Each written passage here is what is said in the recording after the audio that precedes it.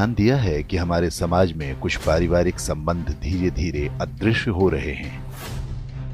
पहले हर बच्चे के माता पिता के अलावा चाचा, ताऊ, बुआ, मामा, मौसी जैसे ढेरों रिश्तेदार हुआ करते थे, लेकिन अब ये सभी मानो विलुप्त प्रजाति होते जा रहे हैं। भारतीय परिवारों में रक्त के कुल 5 रिश्ते समाप्त होने की कगार पर हैं। 1-2 पीढ़ी बाद संभवतः ये सभी संग्रहालय में सजा दिए जाएंगे। केवल अंकल और आंटी बचेंगे।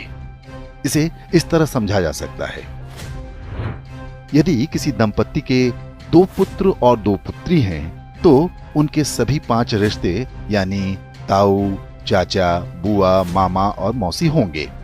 यदि 2 पुत्र हैं लेकिन पुत्री एक ही है, तो उनकी जो संतानें होंगी उनकी कोई मौसी नहीं होंगी।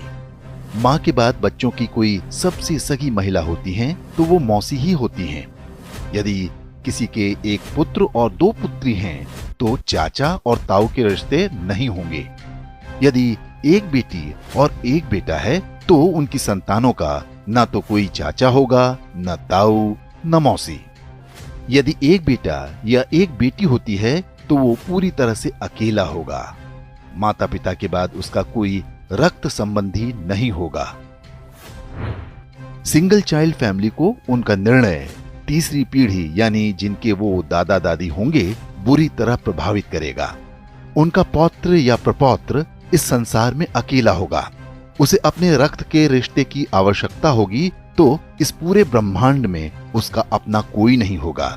इसलिए दंपत्ति को सिंगल चाइल्ड के निर्णय पर गंभीरता से विचार करना चाहिए। ये न केवल हमारे बच्चों को एकाकी जीवन जीने को विवश करेगा, बल्कि हमारी हिंदू परिवार व्यवस्था को भी नष्ट कर देगा। पश्चिमी देशों में सिंगल चाइल्ड पॉलिसी भारत से पहले आरंभ हो गई थी। वहां पर इसके भयावह परिणाम सामने आने लगे हैं। ब्रिटिश विद्वान डेविड सेलबॉर्न ने एक पुस्तक लिखी है जिसका नाम है द लूजिंग बैटल विद इस्लाम। इसमें बताया गया है कि पश्चिमी समाज पर इस्लाम का अधिकार होता जा रहा है और इसका सबसे बड़ा कारण एक शक्तिशाली परिवार व्यवस्था का अभाव है। यूरोपीय देशों में परिवार नाम की संस्था लगभग समाप्त हो चुकी है। लोग विवाह करना पसंद नहीं करते। समलैंगिकता, अवैध संबंध, लिव इन रिलेशन जैसी कुरीतियां सामान्य बात हैं। उन समाजों में ऐसे बच्चों की संख्या बढ़ती जा रही है जिन्हें नहीं पता होता कि उनके पिता कौन हैं। बूढ़े माता पिता को घर में रखने को कोई तैयार नहीं। ओल्ड एज होम में उनका बुढ़ापा बीतता है।